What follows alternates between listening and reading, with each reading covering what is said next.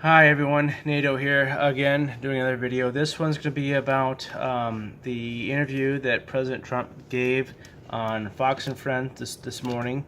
Uh, he had a lot of energy today. The energy to mildly putting it. He had a lot of energy today, but there's a lot of things going on. This morning it was announced that Ronnie Jackson, the nominee for the Secretary of the Veterans Administration, removed himself from consideration from the position. This was after a senator released 23 unverified allegations about his conduct and candor in his current position as medical doctor of the president. Ronnie Jackson has served under three presidents: Bush, Obama, well, W. Bush, Obama, and of course Donald Trump as the physician in the White House. A couple of things I want to talk about this is that 23 unverified allegations about his conduct. However, the span of conduct spans over his entire job and his current position, and he has had three separate FBI evaluations, which is common for his position, based on his work ethic, on his ability to do his job effectively, and anything he might do from the time he's been hired to the current day. A lot of political appointees, a lot of people get reevaluated every so often. And he has been reevaluated by the FBI three times during his current position, and none of this problem came up. Very rarely does a problem like what they're attributing him with these 23 different allegations starts up overnight. There's a lot of trends that build up to this, and so far none of these have showed up in any previous evaluations done by the FBI. And the fact that they all came to light right now sounds more like a political hit piece than any attempt at being legitimate at questioning whether someone is qualified for a job. The worst part about this is that when he accepted the nomination, his current position as medical doctor to the President of the United States had ceased in reality and started being fulfilled by another person. So because of these allegations, which are not verified, you took a man who has gotten great praise by Barack Obama, the left's, whatever you want to call him, because I don't really have anything bad to say about Obama. He was president for 8 years, and I respect the guy. I've met him a couple times. I don't agree with a lot of his policies. There's some things I did agree with, but for all intents and purposes, the left seems to think he could do no wrong. And Obama said that this doctor was a great asset and did a very good job in taking care of him and his family while Obama was in office. And I am shocked and appalled that unverified allegations with no attribution to time and date these things took place, no official comment, and unfortunately he's not going to go through confirmation, so he won't be able to clear any of this stuff up. I think he should have went through confirmation just to be able to clear his name up, but this is absolutely horrible and unacceptable.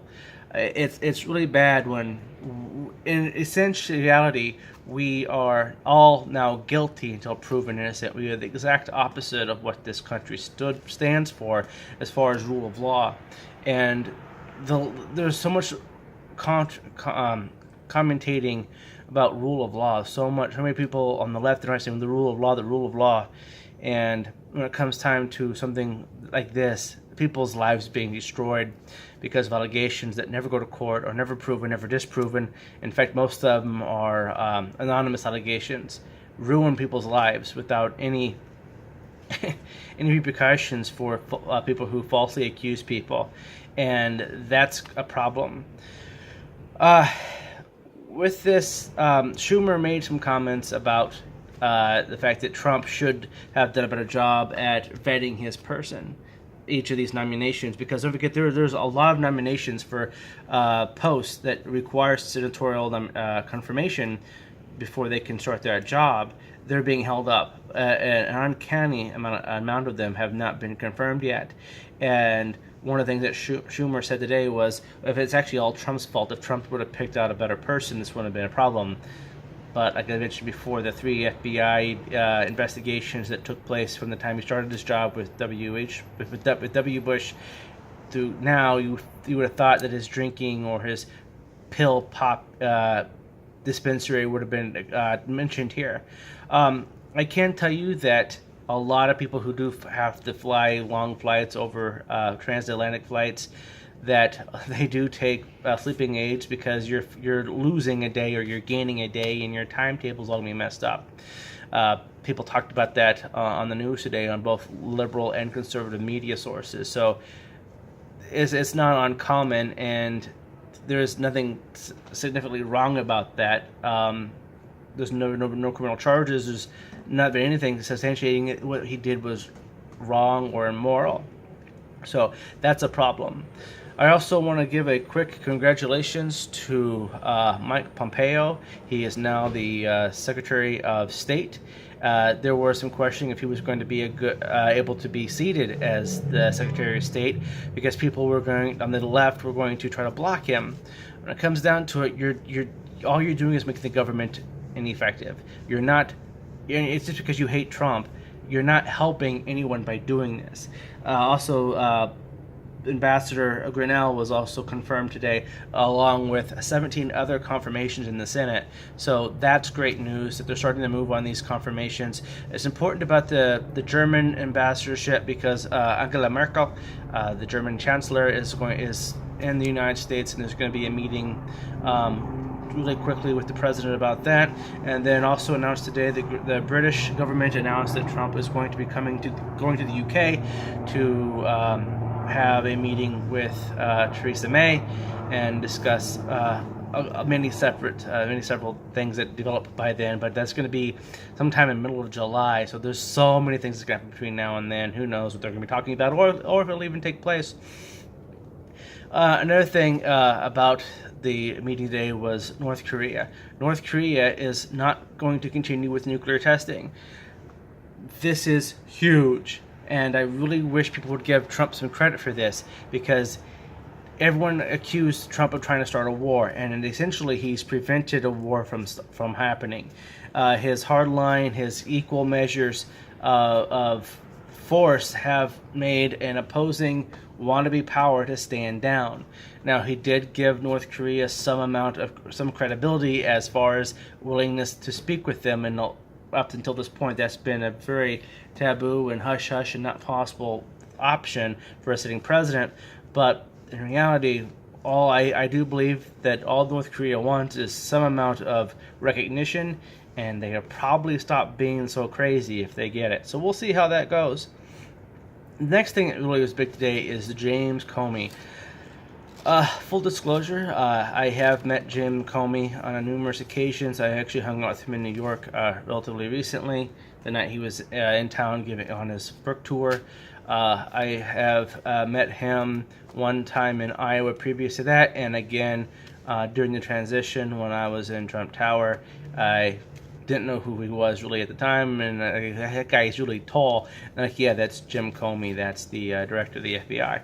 So those are the times I have met Jim Comey. And I will tell you that listening to him and talking to him about his book, I believe that in his mind, in his head, that he really didn't do anything wrong. In his mind, he did the right thing. I don't necessarily agree with that assessment, but I do believe in his head, at least, he doesn't think he did anything wrong. So give credit where credit's due, Jim, but I'm really sorry, but I do think you did break some laws. This interview he did with Bret Baier tonight on Fox News was really incredible, and he's had a couple of interviews with CNN, with Anderson Cooper. And I really think Jim needs to have his lawyer step in and say no more talking, because you're digging yourself into some big holes. For those of you that remember the Clinton era, when it depends on what the definition of what the definition of leaking is what's going to come here. A couple of things about the releasing of the memos from Jim Comey is, well, I need you to understand that neglect does not matter as far as intent. Neglect of duties, if you're negligent in an action causing like a human death, you are still guilty of a crime. If you're negligent on a couple of things, you could be held civilly liable for damages. Negligence is not a protection from intent. And even though Director Comey did not intend to commit any crimes, his negligence or misunderstanding of what was is what's going to get him getting in trouble.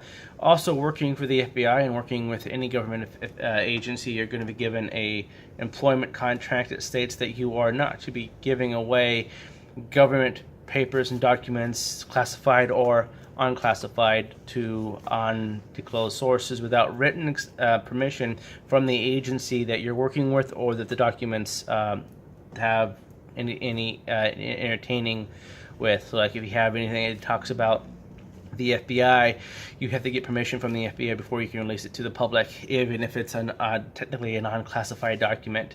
And Jim Comey, the day he briefed the president-elect of the United States in January of 2017, he went outside after the meeting in a government supplied SUV. I saw it was a big black one outside the bar, and it was he sat there and he typed out a memo. These are his words at this point. He typed out a memo, and he basically stated what was going on during the meeting between him and the president-elect. This memo was written on a government-supplied FBI computer in an FBI vehicle while he was the director of the FBI on a specific assignment to go brief the president-elect on the Steele dossier. It was a work product, so any memo and anything he wrote belonged to the government essentially, and is illegal for him to release that part of his work contract. Also, he had several memos, I think 4 of them in total, that he ended up releasing. A couple of those memos were determined to have classified information. Even though he didn't believe they were classified, and he had already leaked them out to people. One we found out was actually had some collaboration with the FBI, and others may not have. But he did leak, even if he doesn't believe they were leaks. He did release confidential information that was part of an FBI work project to unauthorized people. Either any newspaper or anything like that, it is illegal, and that warrants investigation, which he is being currently investigated for, and I believe he will have to serve jail time for. Unfortunately, I actually do like the guy. He's kind of funny. He actually knows what Asperger's is, which that was kind of nice. He told me a video that we'll look up about Asperger's by a guy named Max on YouTube. It bothers me, but it's what it is, and he'll have his day in court if it goes that far. And we did find out that the FISA warrant supposedly didn't use the dossier as a weighted part of the argument, but most of the other information that would have supposedly been in the application hasn't been released. So we have no idea if the dossier was the most weighted part of the argument and request for the warrant, or if there were other things that we have no way of knowing about. Another thing that really bothers me about the interview that he did with Brett Baer tonight was he said that he didn't know about a lot of things. He can't say for sure that the Clinton campaign and the DNC were in cahoots for funding the dossier. And he doesn't say, I can't say that for a fact because I don't know. The hard thing about this is, how do you prove that someone knows something when they say they don't know it? You have to have a lot of proof. You have to have a lot of things with their signature on it, a lot of things with their handwriting on it, or meetings that they were in. So unless they were comatose, they would, within reason, know about. And that's why I have a problem with screw it with the EPA. He doesn't seem to know what's going on in the EPA with pay raises, promotions, and so on and so forth. However, from what I understand, these promotions and pay raises were the very beginning of his tenure, and if you really understand how these agencies work, the director usually doesn't get involved on this type of thing. That's usually human resources, especially with the government work. The director of the agency is not the person that's directly involved in some of these pay raises. A lot of times there's other departments within the agency or the government in a whole that deal with this type of stuff. So the director would not necessarily be involved with that. But a lot of the cost that the EPA secretary is incurring has to do with security detail, and he has such an extravagant security detail because there's so many threats against him physically, and so they have to have a little bit more protection for him. That's saying something, man. If you're got that many people trying to attack you and you're the secretary of the EPA, you're not you're not someone who has all that much power, and there's that many people after you. You gotta start making better choices, my friend. But I think that's kind of everything I want to go over. Comey, there's so many things about Comey that he's missed that he just hasn't talked about. I mean, the classified info had to be returned. The memos were classified after the fact. He had leaked them. He had given them out to the press. He had to give them back. The FBI said, you have to give these back, and he had to return them. That's the definition of leaking confidential information. That's what you said that Hillary Clinton was improperly doing. And the Clintons, I have a history with you guys, and I don't like what's going on, but there were some things that you guys have done that aren't kosher, and I really wish we could put them all to bed because I'm sick of hearing about this. I think the country as a whole needs to move on. I would like to see the whole Russia collusion thing dropped. I want to see the whole Clinton email thing dropped. I want to see all these confirmations that have not yet gone through senatorial confirmation done. We need to get this done. We need to start moving on. If we drag out absolutely every issue that goes on and on and on and on, we're never going to see any progress on any front. I don't care what side you're on.